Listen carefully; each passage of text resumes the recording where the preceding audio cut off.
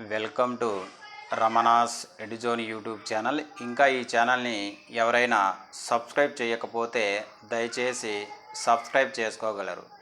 ఈ వీడియోలో మనము ఈవో గ్రేడ్ 3 సంబంధించి పేపర్ 2లో భాగంగా 6వ చాప్టర్లో ఉన్నటువంటి classical arts of Indian origin అంటే భారతదేశంలో ఉన్నటువంటి వివిధ శాస్త్రీయ కళలకు సంబంధించి కొన్ని ముఖ్యమైనటువంటి ప్రశ్నల గురించి చర్చించుకుందాం. అందులో భాగంగా మొదటి క్వశ్చన్ కానీ గమనించినట్లయితే మొదటి క్వశ్చన్ చూస్తే చతుషష్ఠి కళలను అంటే చతుషష్ఠి కళలను పేర్కొన్నటువంటి గ్రంథం పేరేమిటి? ఇక్కడ మనం చెప్పుకున్నాం గతంలో వాత్సాయనుడు రచించినటువంటి కామసూత్రం అనే గ్రంథము చతుషష్ఠి కళల గురించి తెలియజేస్తుంది. అంటే చతుషష్ఠి అనగా ఎన్ని కళలు? 64 కళల గురించి తెలుపుతున్నటువంటి గ్రంథమే కామసూత్రం అని గుర్తుపెట్టుకోవాలి. ఈ కామసూత్రాన్ని రచించినటువంటి వ్యక్తి మనకు వాత్సాయనుడిని ఎగ్జామినేషన్ పాయింట్ ఆఫ్ వ్యూలో మనం గుర్తుపెట్టుకోవాల్సినటువంటి అవసరం ఎంతైనా ఉంది. నెక్స్ట్ క్వశ్చన్ కానీ గమనించినట్లయితే అజంతా చిత్రాలు అజంతా చిత్రాలు వేటికి సంబంధించినటువంటి చిత్రాలుగా మనం గుర్తుపెట్టుకోవాల్సిన అవసరం ఇక్కడ అంతా ఉందంటే కుడ్య చిత్రాలు. అంటే కుడ్య చిత్రాలుకి ఎగ్జాంపుల్ ఏంటిది? మనకు అజంతా గుహలని అజంతా గుహలు ఉన్నటువంటి చిత్రాలుగా మనం ఎగ్జామినేషన్ పాయింట్ ఆఫ్ వ్యూలో గుర్తుపెట్టుకోవాల్సినటువంటి అవసరం ఇక్కడ అంతా ఉంది. నెక్స్ట్ క్వశ్చన్ కానీ గమనించినట్లయితే ప్రాచీన రంగస్థలం ప్రాచీన రంగస్థలము చిత్రితమైనటువంటి చోటు అంటే ఎక్కడ ప్రాచీన రంగస్థలాన్ని చిత్రించారంటే మనం గుర్తుపెట్టుకోవాలి. చాలా చాలా ఇంపార్టెంట్ అండి.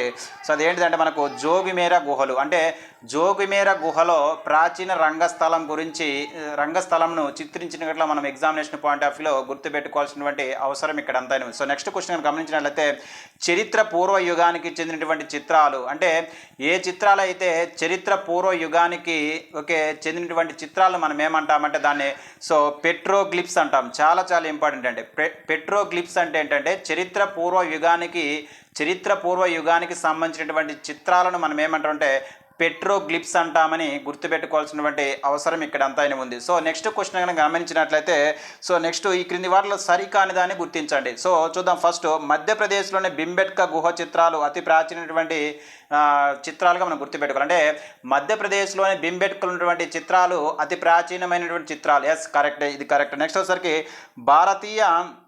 భారతీయ కుడ్య చిత్ర రచన క్రీస్తు శకము 2వ శతాబ్దం నుంచి 10వ శతాబ్దం వరకు జరిగింది. మనం చెప్పుకున్నాము. కొన్ని చిత్రాలు మనం ఏమంటాం? కుడ్య చిత్రాలు అంటాము. ఈ కుడ్య చిత్రాలకు సంబంధించిన ఎగ్జాంపుల్ మనకు అజంతా గుహలు అనేటువంటి చిత్రాలు గుర్తుపెట్టుకోవాలి. ఈ కుడ్య చిత్రాలు రచన ఎక్కడి నుంచి ఎక్కడ జరిగిందంట? క్రీస్తు శకం 2వ శతాబ్దం నుంచి క్రీస్తు శకం 10వ శతాబ్దం జరిగినట్లుగా మనం గుర్తుపెట్టుకోవాల్సిన అవసరం ఇక్కడ అంతా ఉంది. ఇది కూడా కరెక్టే. నెక్స్ట్ వచ్చేసరికి తూర్పు భారతదేశంలో బౌద్ధ, పశ్చిమ భారతదేశంలో జైన ప్రధాన చిత్రకళ వస్తువులు. అంటే తూర్పు భారతదేశంలో బౌద్ధ, అదేవిధంగా పశ్చిమ భారతదేశంలో జైన ప్రధాన చిత్రకళ వస్తువులుగా మనం గుర్తుపెట్టుకోవాల్సిన అవసరం కూడా ఉంది. ఇది కూడా కరెక్ట్. ఇవి మూడు మనకు కరెక్ట్ అయినవి మనం గుర్తుపెట్టుకోవాల్సినటువంటి అవసరం ఇక్కడ అంటారు. నెక్స్ట్ వచ్చేసరికి అజంతా చిత్రాలు దేనికి సంబంధించినవి? కుడ్య చిత్రాలకు సంబంధించినగా మనం గుర్తుపెట్టుకోవాలి. అదేవిధంగా పెట్రోగ్లిప్స్ అంటే మనకు చరిత్ర పూర్వ యుగ చిత్రాలు మనం ఏమంటామంటే పెట్రోగ్లిప్స్గా గుర్తుపెట్టుకోవాలి. అదేవిధంగా జహంగీర్ని మనం ఏమంటాము? జహంగీర్ వచ్చేసరికి చిత్రకారుల రాజు అంటాం. మొఘల్ చక్రవర్తులలో ఒక చక్రవర్తిని మనము చిత్రకారుల రాజు అంటాము. ఆ రాజు పేరేంటంటే జహంగీర్. అంటే జహంగీర్ను చిత్రకారుల రాజు అంటామని ఎగ్జామినేషన్ పాయింట్ ఆఫ్ వ్యూలో మనం అందరం కూడా గుర్తుపెట్టుకోవాల్సినటువంటి అవసరం ఇక్కడ అంతా ఉంది. నెక్స్ట్ కానీ గమనించినట్లయితే నెక్స్ట్ క్వశ్చన్ గమనించినట్లయితే స్థపతి అంటే ఏంటిది?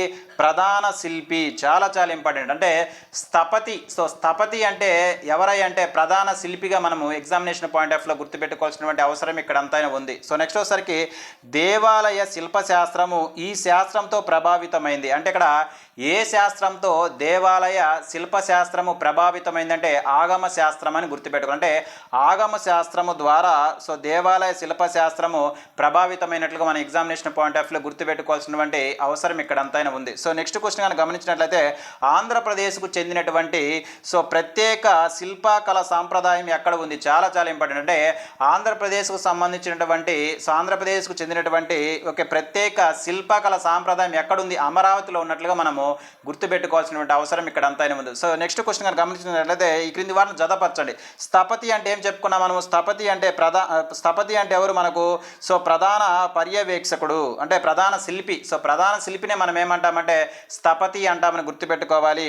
సో అదేవిధంగా సూత్రగ్రాహి. సో ఈ సూత్రగ్రాహి అంటే ఎవరంటే సూత్రగ్రాహి అంటాడు సో ఏదైనా ఒక నిర్మాణానికి సంబంధించి అంటే పథక నిర్మాణానికి సంబంధించి నిపుణుడు, అంటే ఏదైనా ఒక నిర్మాణానికి సంబంధించినటువంటి నిపుణుని మనం ఏమంటామంటే సూత్రగ్రాహి అంటామని గుర్తుపెట్టుకోవాల్సిన అవసరం ఇక్కడ అంతా ఉంది. అదేవిధంగా తక్షకుడు అంటే ఏంటంటే వడ్రంగిని మనం ఏమంటాం? తక్షకుడు అంటామని వడ్రంగిని మనం ఏమంటాం? తక్షకుడు అని. అదేవిధంగా ప్రధాన నిర్మాణ నిపుణుని మనం ఏమంటామంటే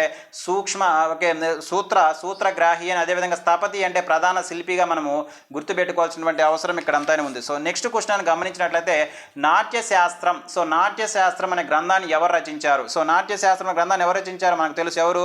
భరతముని. అంటే భరతముని చేత నాట్యశాస్త్రము రచించబడినట్లుగా మనం ఎగ్జామినేషన్ పాయింట్ ఆఫ్ వ్యూలో గుర్తుపెట్టుకోవాల్సినటువంటి అవసరం ఇక్కడ అంతా ఉంది.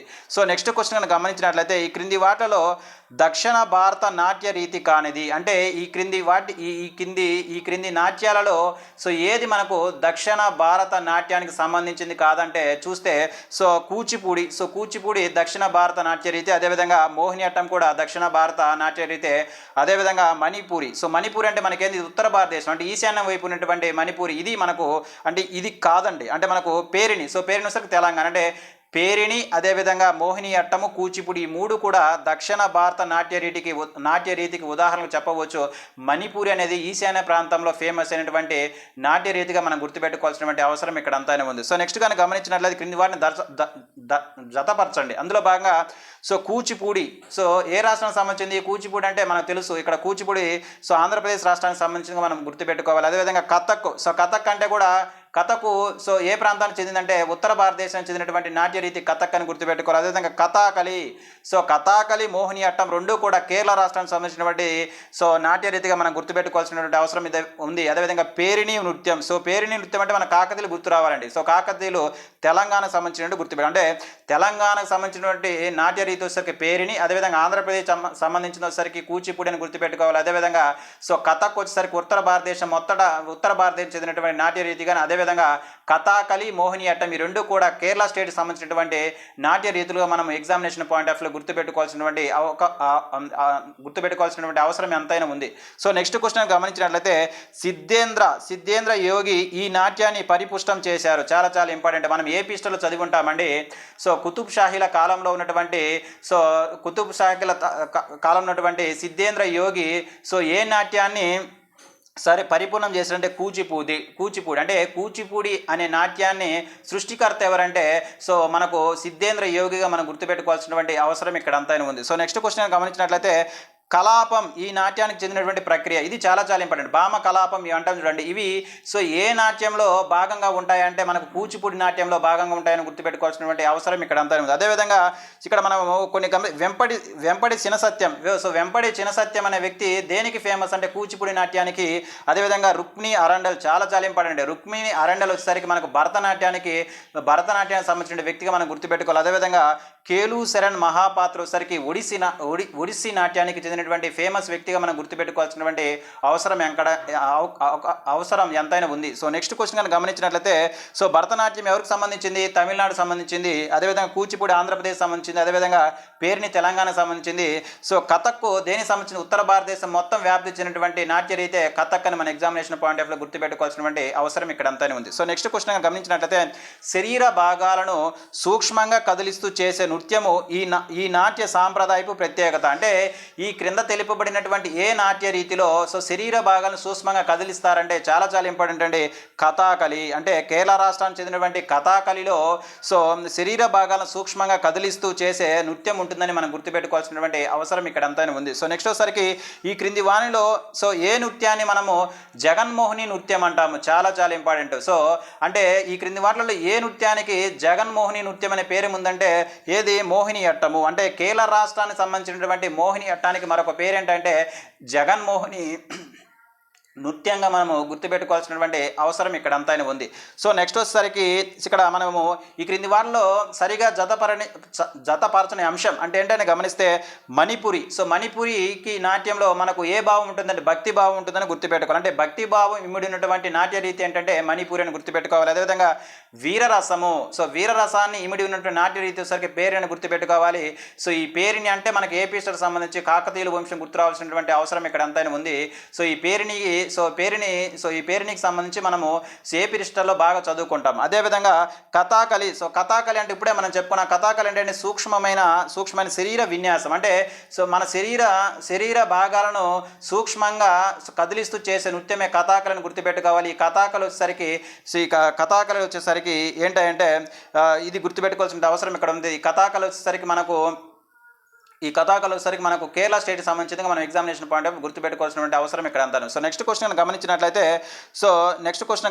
గమనించినట్లయితే సంగీత ప్రధాన వేదం. అంటే మనకు వేదాలు ఎన్ని రకాలు? 4 రకాలు. అందులో సంగీతానికి సంబంధించిన వేదం ఏంటని అడుగుతున్నాడు. ఆ సంగీతానికి సంబంధించిన వేదం అంటే మనకు సామవేదం అని గుర్తుపెట్టుకోవాల్సినటువంటి అవసరం ఇక్కడ అంతైనా ఉంది. సో నెక్స్ట్ క్వశ్చన్ గమనించినట్లయితే సంగీత రత్నాకర అనే గ్రంథాన్ని ఎవరు రచించారు? చాలా చాలా ఇంపార్టెంట్. సంగీత రత్నాకర అనే గ్రంథాన్ని రచించిన వ్యక్తి వచ్చేసరికి సార్గాదేవుడు. అంటే సార్గాదేవుడి చేత సంగీత రత్నాకర అనే గ్రంథము రచించినట్లుగా మనము గుర్తుపెట్టుకోవాలి. సో నెక్స్ట్ వచ్చేసరికి హిందుస్థానీ సంగీతంలో మనకు సంగీతాలు 2 రకాలండి. ఒకటి వచ్చేసరికి ఏంటిది కర్ణాటక సంగీతం, అదేవిధంగా హిందుస్థానీ సంగీతం. ఈ హిందుస్థానీ సంగీతంలో ప్రస్తుతం ఉన్నటువంటి దాటు పద్ధతిని ప్రవేశపెట్టినటువంటి వ్యక్తి ఎవరు అంటే మనకు దాటు పద్ధతి ఏ సంగీతంలో ఉంటుంది? మనకు హిందుస్థానీ సంగీతంలో ఉంటుంది. అయితే ఈ ప్రస్తుతం ఉన్నటువంటి తాటు పద్ధతిని ప్రవేశపెట్టిన వ్యక్తి వచ్చేసరికి మనకు విష్ణు నారాయణ్ బాత్కుండే. చాలా చాలా ఇంపార్టెంట్. అంటే విష్ణు నారాయణ బాత్కుండే చేత ప్రస్తుతం హిందుస్థానీ సంగీతంలో ఉన్నటువంటి దాటు పద్ధతి ప్రవేశపెట్టినట్లుగా మనము ఎగ్జామినేషన్ పాయింట్ ఆఫ్ వ్యూలో గుర్తుపెట్టుకోవాల్సినటువంటి అవసరం ఇక్కడ అంతైనా ఉంది. సో నెక్స్ట్ క్వశ్చన్ గమనించినట్లయితే కర్ణాటక సంగీతంలో మేళకర్త. చాలా చాలా ఇంపార్టెంట్. మేళకర్త రాగ భావనను ప్రారంభించినది ఎవరు? చాలా చాలా ఇంపార్టెంట్. అంటే ఇక్కడ మేళవర్త భావన ఎక్కడ ఉంది? కర్ణాటక సంగీతంలో ఉంది. ఈ